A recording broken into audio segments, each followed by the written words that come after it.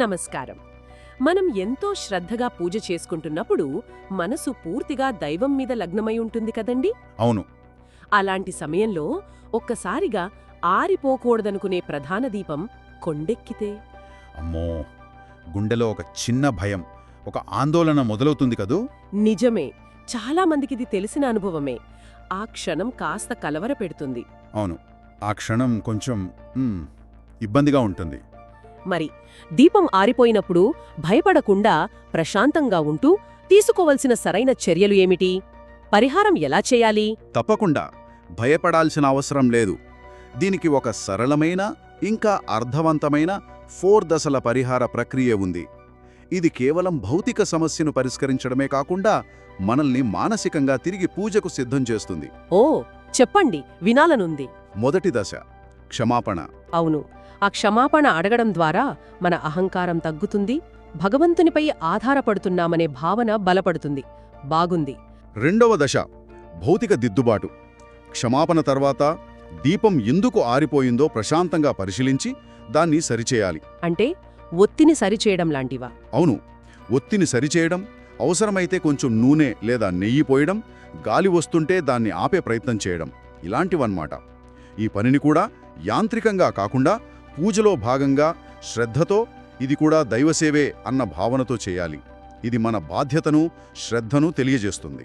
అంటే సమస్యను గుర్తించి దాన్ని పరిష్కరించడం కూడా పూజలో భాగమే అన్నమాట. బాగుంది. మూడవ దశ దీపం తిరిగి వెలిగించడం. సమస్యను సరిదిద్దిన తర్వాత దీపాన్ని తిరిగి వెలిగించాలి.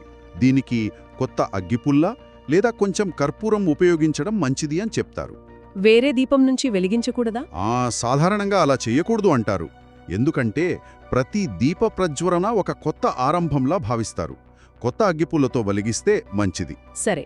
దీపం వెలిగిస్తున్నప్పుడు ఆ దీపకు జ్యోతిని దైవస్వరూపంగా భావిస్తూ ఏదైనా చిన్న దీపమంత్రాన్ని లేదా మన ఇష్టదైవ నామాన్ని స్మరించుకుంటే ఇంకా మంచిది. ఉదాహరణకు, శుభం కరోతి కళ్యాణం ఆరోగ్యం ధనసంపదః శత్రుబుద్ధి వినాశాయ దీప జ్యోతిర్నమోస్తుతే. మంత్రం యొక్క సారాంశం శుభం, ఆరోగ్యం, సంపద కలగాలని, ప్రతికూల ఆలోచనలు తొలగిపోవాలని కోరుకోవడం. ఇలా చేయడం వల్ల ఆ స్థలం తిరిగి పవిత్రమవుతుంది, మనసు కూడా పాజిటివ్గా మారుతుంది. ఓ, బావుంది. సరిదిద్ది మళ్ళీ భక్తితో వెలిగించడం, ఇదొక రకంగా మన సంకల్పాన్ని పునరుద్ధరించుకోవడం లాంటిది కదా. ఇక చివరి దశ ఏంటి? ఒక చిన్న నైవేద్యం సమర్పించాలి. నైవేద్యమా? అంటే పెద్దగా ఏమైనా వండాలా? అబ్బే, అస్సలు అవసరం లేదు. దీనికి పెద్ద ఏర్పాట్లు అవసరం లేదు. ఒక చిన్న బెల్లం ముక్క లేదా కొన్ని పంచదార పలుకులు లేదా అందుబాటులో ఉన్న పండు, ఒక అరటిపండు లాంటిది ఏదైనా సరిపోతుంది. ఓ, అంతేనా? అంతే. దాన్ని దేవుని ముందు ఉంచి, స్వామి, తెలియక జరిగిన లోపానికి క్షమించి ఈ చిన్న సమర్పణను స్వీకరించు అని మనసులో అనుకుంటే చాలు. ఆహా. ఈ చిన్న నైవేద్యం అంతరాయం వల్ల కలిగిన చిన్నపాటి కలతను తొలగించి మనసును తిరిగి ప్రసన్నం చేస్తుంది. ఆ తర్వాత మనం ప్రశాంతమైన మనసుతో మన పూజను కొనసాగించవచ్చు. అద్భుతం. అంటే ఇది కేవలం దీపం వెలిగించడం కాదు, ఒక పూర్తి ప్రక్రియ అన్నమాట.